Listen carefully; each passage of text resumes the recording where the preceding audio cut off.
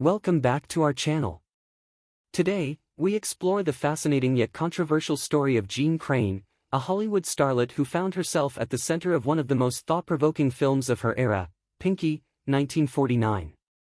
In an industry that thrived on glamour and illusion, Crain was cast in a groundbreaking role as a light-skinned black woman passing as white despite being a white actress herself. The film sparked intense debate on race, identity, and representation in Hollywood, leaving a lasting impact on the industry and Crain's career. But how did a fair-skinned, all-American beauty queen become the face of one of the most racially charged films of the 1940s? And what did it mean for both her legacy and the broader conversation on race in America? Join us as we uncover the untold story of Jeanne Crain, the white woman who passed as black. Born on May 25, 1925, in Barstow, California, she entered the world in a devout Roman Catholic family of Irish descent.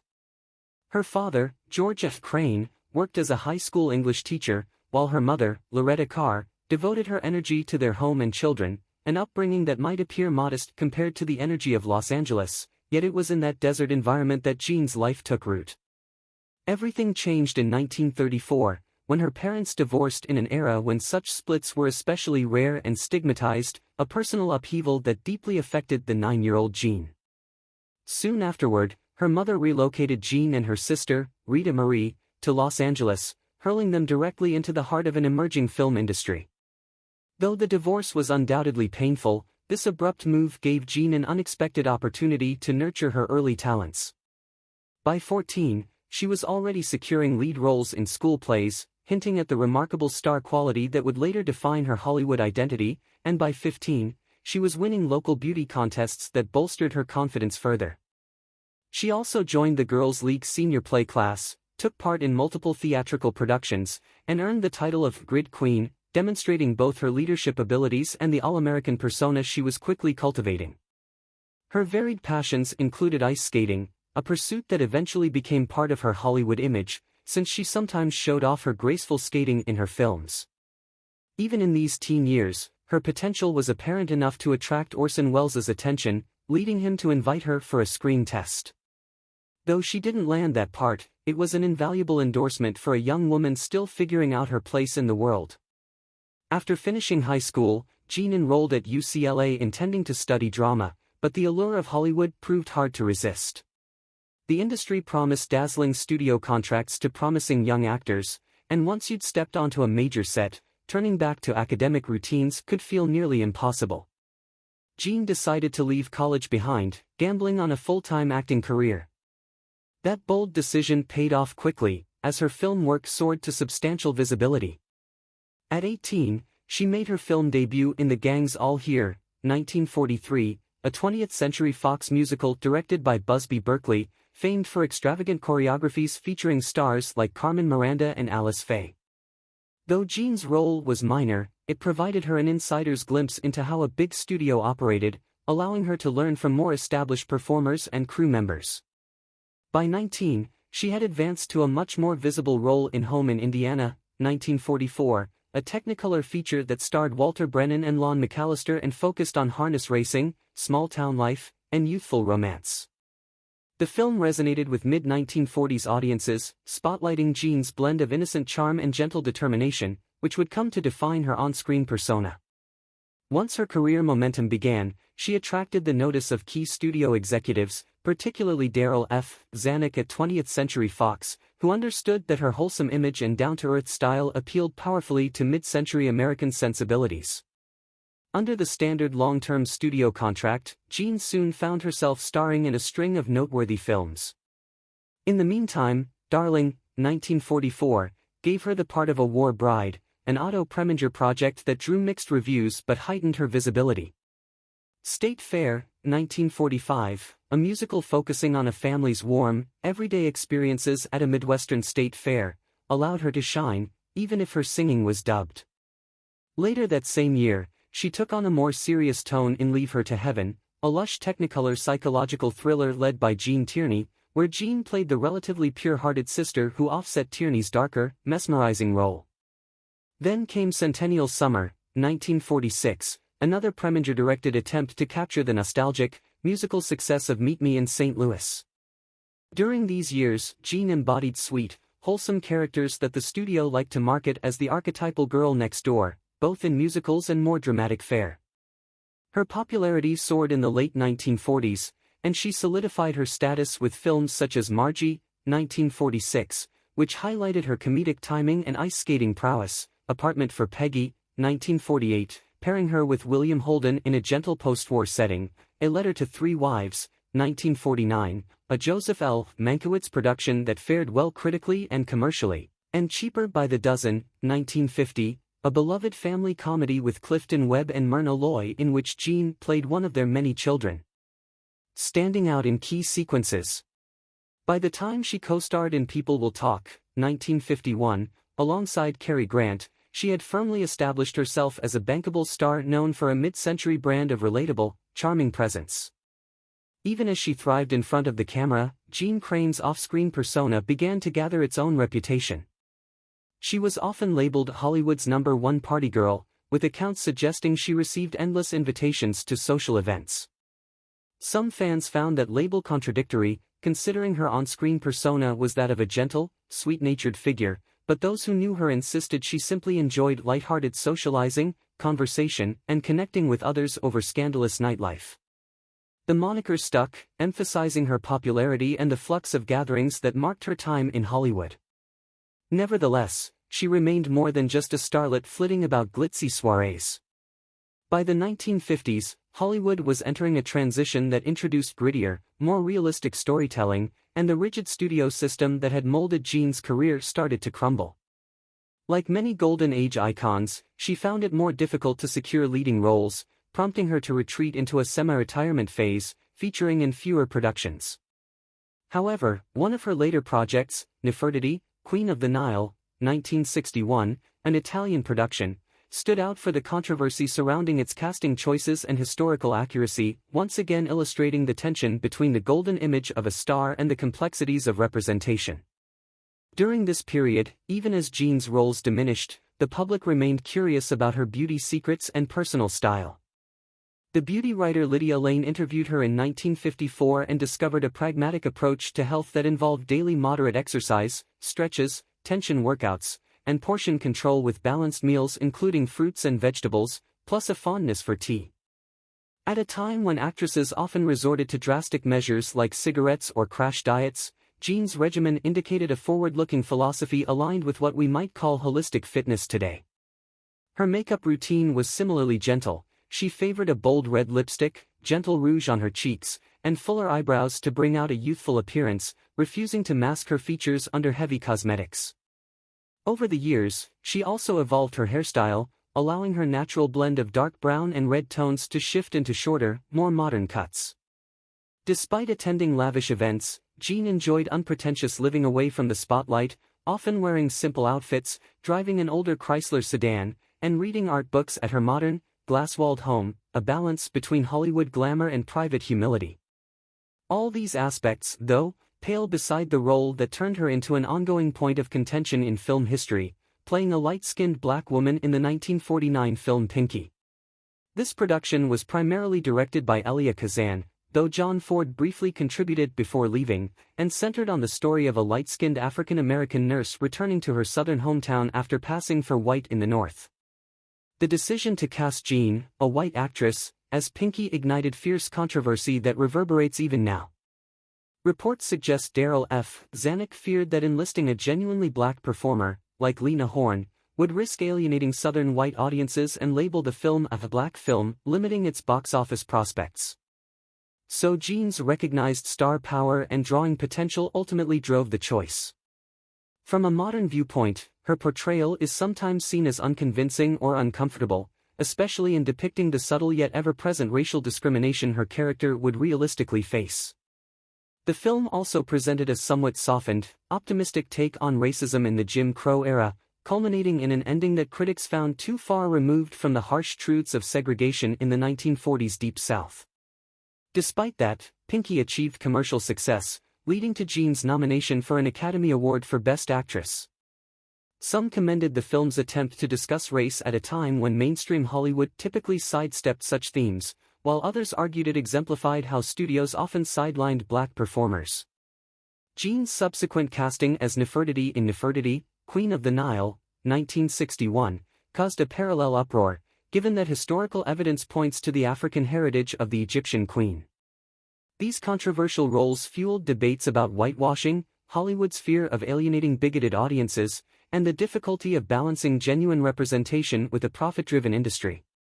Considering the strict studio contract system, it's uncertain how much power Jeanne had to reject roles like Pinky without risking suspension, but that film overshadowed much of her work and remains a major flashpoint in discussions of race on screen.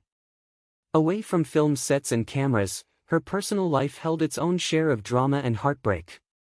On December 31, 1945, Jeanne defied her mother's fierce opposition and married Paul Brinkman, formerly of RKO under the name Paul Brooks. According to reports, Jeanne's mother was so angry that she physically struck Brinkman on the wedding day. Brinkman later left acting to become an arms manufacturing executive, and over time, the couple had 7 children. Though they projected an image of a large, lively Hollywood family, by the mid-1950s their relationship was faltering under rumors of infidelity on both sides and allegations that Brinkman was abusive. Conflict peaked to the point of an interlocutory divorce decree. While many people in Hollywood thought the marriage was broken beyond repair, others believed Jeanne and Brinkman still harbored deep feelings for each other. Astonishingly, they managed to reconcile on December 31, 1956, exactly 11 years after their wedding date. Brinkman's renewed efforts to court Jeanne and the powerful influence of Jeanne's staunch Catholic beliefs, which disapproved of divorce, likely propelled the reunion. They proceeded to have 3 more children, although they never recovered an ideal marital harmony. Deeply rooted in Catholic doctrine, Jeanne refused to finalize a divorce even when she and Brinkman ended up living separately in Santa Barbara County. Adhering to the church's teaching that marriage is sacramentally binding, they remained legally wed and met on special occasions, forging a fragile but apparently workable understanding. Meanwhile, close relatives, including Jeanne's mother and, later, a granddaughter, openly criticized Brinkman. They labeled him a serial cheater and claimed he bragged about his indiscretions, sometimes in front of his own grandchildren, painting a painful picture of a marriage that might have seemed beyond salvage from the outside. However, Jeanne, steadfast in her faith and loyalty, presented a public face of grace and poise that concealed the complexity of her personal situation. For extended family members, gatherings apparently became tense, as many disliked Brinkman for the pain he caused Jeanne. Some outsiders applauded her devotion to her vows and her ability to remain unwaveringly pious, others felt sad that her convictions appeared to trap her in a harmful relationship. This tension, her glowing stardom on screen and a challenging domestic life behind the scenes, contributed significantly to her layered reputation.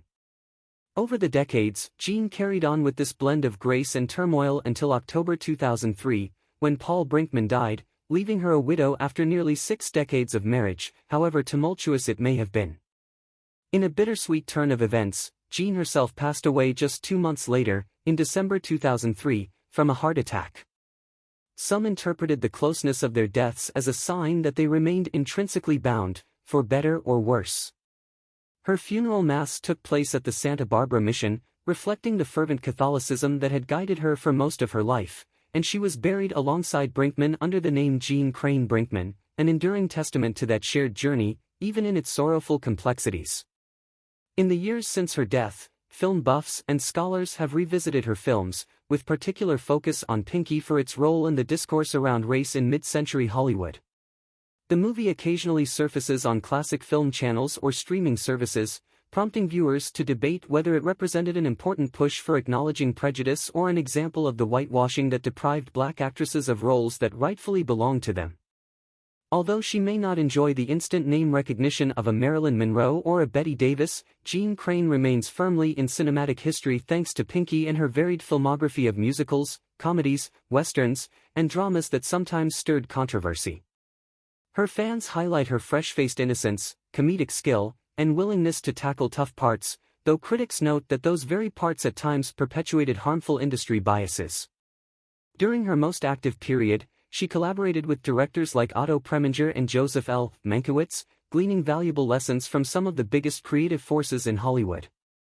Critics were divided about her. Certain voices found her luminous and appealing, while others dismissed her performances as lacking emotional depth in heavier material. Nonetheless, her steady employment for well over a decade affirmed her bankability and reliability as a lead. And despite being labeled a party girl, Jeanne avoided many of the scandalous headlines that hounded her contemporaries, typically navigating the social circuit with grace and courtesy rather than fueling tabloid drama. She mingled with top-tier stars but preferred a quieter personal approach when away from the red carpets. Undeniably, Pinky serves as a lens to examine broader racial politics in Hollywood, where major studios often catered to perceived audience prejudices, especially in the South, by limiting or misrepresenting black performers. In that context, Nefertiti, Queen of the Nile mirrored similar concerns, featuring a white actress to portray a historical figure from Africa. These casting choices were symptomatic of an industry that regularly chose commercial viability over genuine cultural representation. Historians still debate whether Pinky helped mainstream viewers confront prejudice or reinforced a problematic norm by portraying a black woman with a white actress. Jeanne, largely compelled by her contract obligations, might have had little say in the matter, but Pinky remains a lightning rod of conversation.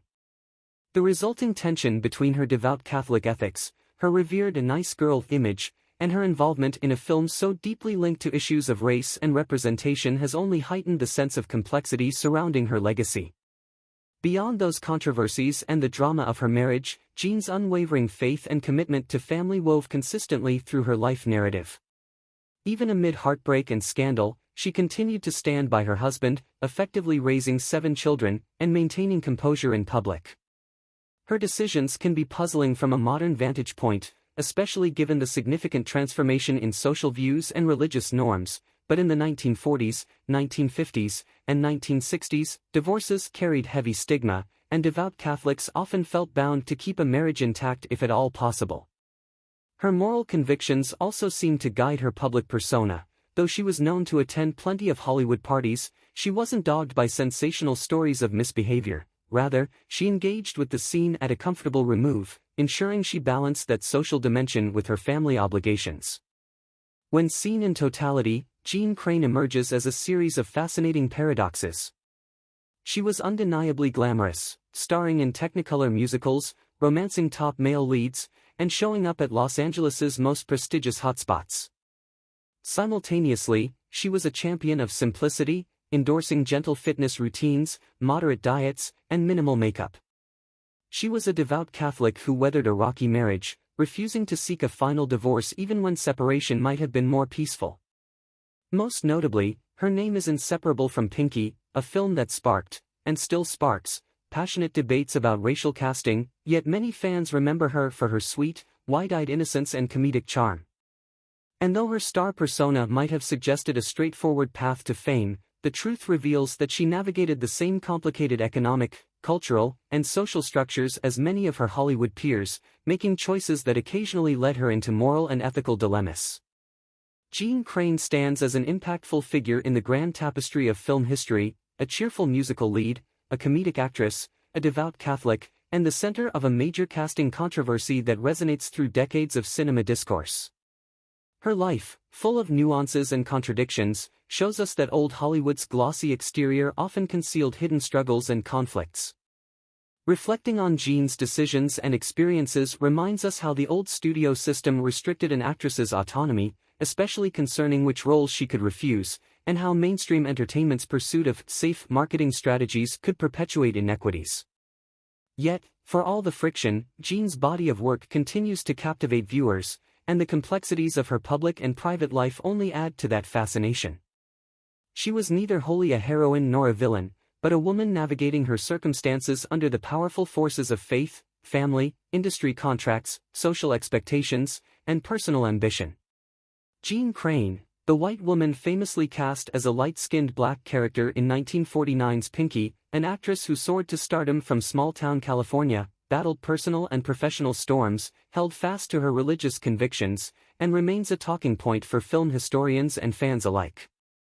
Some interpret Pinky as a vital early attempt by Hollywood to address race, despite its flawed execution and questionable casting, whereas others view it primarily as evidence of an industry that systematically neglected black talent.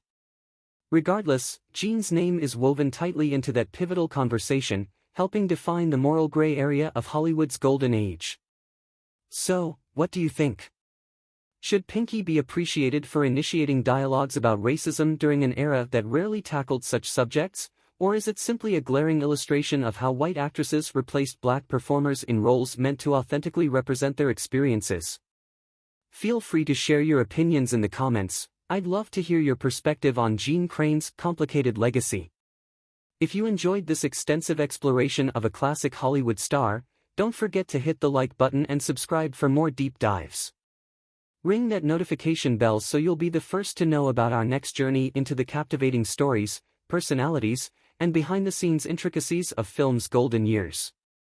Thanks so much for tuning in, and until next time, keep asking questions about the cultural and ethical dimensions of these old movies, and remember that the stories behind the screen are often just as compelling and tangled as the ones told in front of the camera.